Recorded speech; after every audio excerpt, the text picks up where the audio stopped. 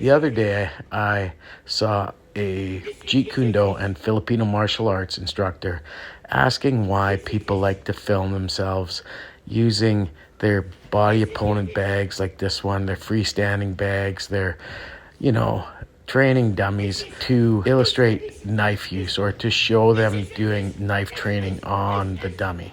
I would like to respond to some of his questions.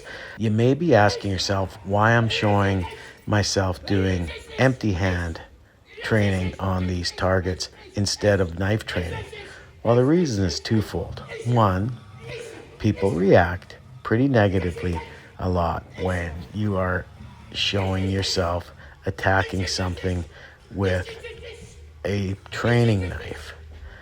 Also, when you see someone attacking a bob or a heavy bag with their empty hands, you understand why. It is something that we are comfortable with. However, the benefits of doing this with our empty hands are the same benefits whether we're using a weapon or not.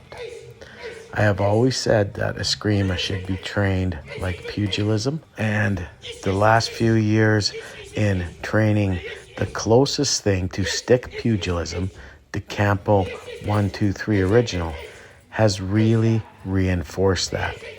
The Campo trains eskrima like a boxer or a knack muay, except specifically with sticks, and I believe it is one of the most functional eskrima styles out there when it comes to stick fighting.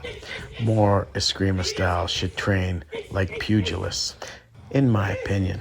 One thing I can say is if I film myself training on my bob with knives, usually I'm not just filming myself training on my bob with knives, but I'm filming myself to illustrate a lesson that I'm trying to teach or something that I'm trying to get across about knife combatives, and using the bob as a way of illustrating that which I'm trying to teach or trying to talk about. But I train on the bob and other striking targets all the time, and I'll tell you, there's good reasons to. Hitting and moving around a target really functionalizes your ability to strike properly. It helps you to get to know what strikes work in what range. It helps develop body mechanics. It helps develop proper alignment so you're not hurting your wrist if you're punching, or proper alignment so that your stick will not get blown out of your hand from impact to the target, or you'll have proper edge alignment with your knife. You learn how it feels to thrust into a target with a knife and learn not to have it dislodged from your hand when you are thrusting. And if you have a bob like the one I have where it's all taped up, you can actually stab into it with your training knife and practice retracting it from a place where it is stuck. There is a lot you can get out of hitting a target with your empty hands or your knife or your sticks.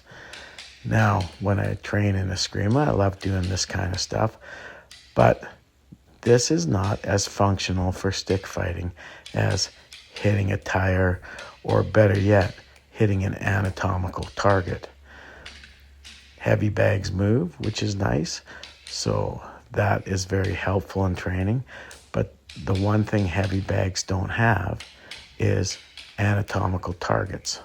This is the beauty of the bob. The other thing, when I'm moving around a target and hitting a target, moving in and out, using footwork, using dynamic movement, it helps with my fitness. It's a fun way to work movement and fitness. I can get my heart rate up, and I can maintain that higher heart rate for 15, 20 minutes, half an hour, whatever the time I want to take.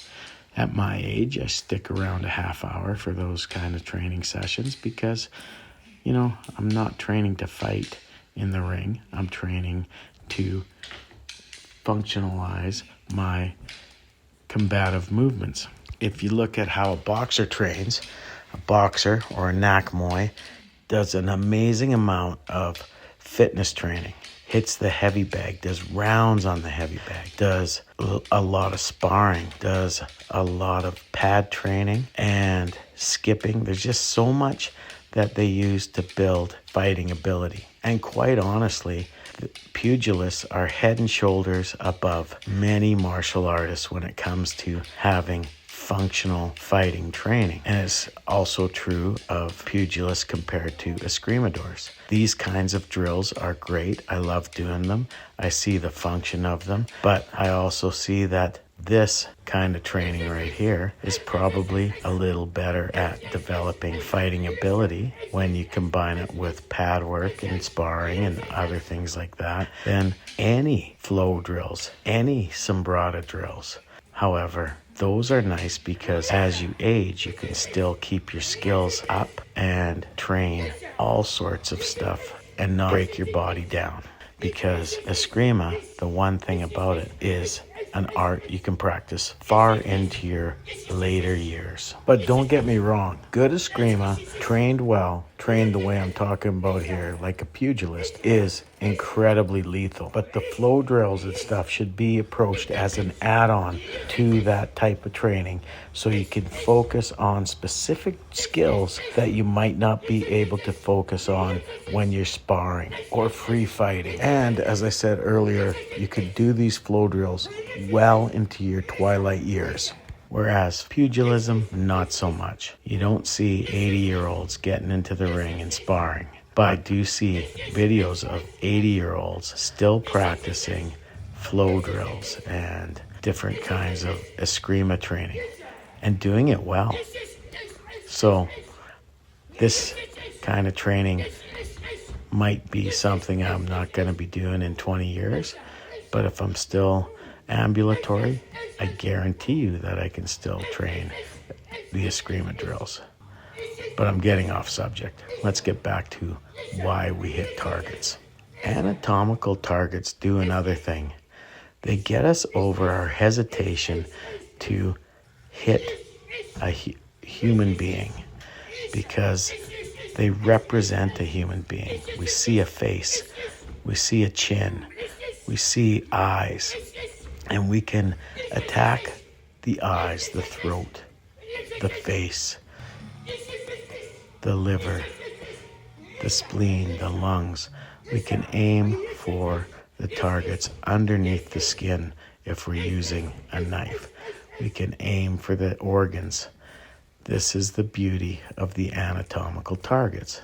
This is not much different than what Lieutenant Colonel David Grossman was talking about in his book on killing when he discussed how when the U.S. Army switched to human silhouette targets over bullseyes, when the American soldiers saw action after the switch to silhouettes, their accuracy went up substantially, and they were more willing to shoot an enemy than they were before they had done this kind of training. And this is because visualization is very important. So when I look into the eyes of a mannequin, it still helps me visualize a human being. This is shocking. And when you see it done with a knife like this, it makes people uncomfortable, and understandably so. The other thing that seemed to have bothered this particular instructor was the level of aggression that many people do when they're showing themselves do stuff like this, where I'm using the Medusa edged weapons formula to shock, then latch, and then draw my weapon and stab, which is, I think, one of the most practical ways of training edged weapons. But it's also one of the best ways to understand how a bad guy might use an edged weapon, ambushing you. But the aggression is important because we need to develop that mindset, that aggressive mindset. If we're in that worst case scenario, we need to be able to pull that out. And I'm not saying that this is a perfect way of doing this. This is just one of many of the ways that I train. This is just how I train when I'm alone. I have classes running 5 nights a week, and I train with people on the weekends. So this is by far not the only thing I do for my training. But when I train like this, I'm trying to develop a specific mindset for a survival situation where using potential lethal force is warranted. Because while this may look like I'm practicing to murder somebody, this is not at all the case. I understand use of force law, and I understand that attacking somebody with a knife is a lose-lose situation. It's not something I would ever want to do. It is something that I train to do just because I believe that every citizen defender should have the ability to scale their use of force from the smallest and the most benign use of force to the absolute worst case scenario. What are we likely to be in if we have to use force to defend ourselves? Probably somewhere in between both of those. It is very unlikely that we will have to use potentially lethal force. But we don't get to control what other people try to do to us, and there are often good people who get into really bad situations. And I gotta say, this instructor that I'm talking about made a typical comment that is one of the ones that drive me nuts because it's so dumb. That training dummy doesn't hit back. His way of saying it was hiding that dumb comment in words like, your training dummy doesn't riposte or counter. Well, of course not. Neither does a heavy bag to a boxer. Neither does a wooden dummy to a Wing Chun practitioner. Neither does a hanging tire to an escrimador with using their sticks. This is just a target. I am pretty sure that everyone I've seen do any kind of training on a bob, with a knife, with a stick, with their empty hands, with whatever, also spars with their training partners.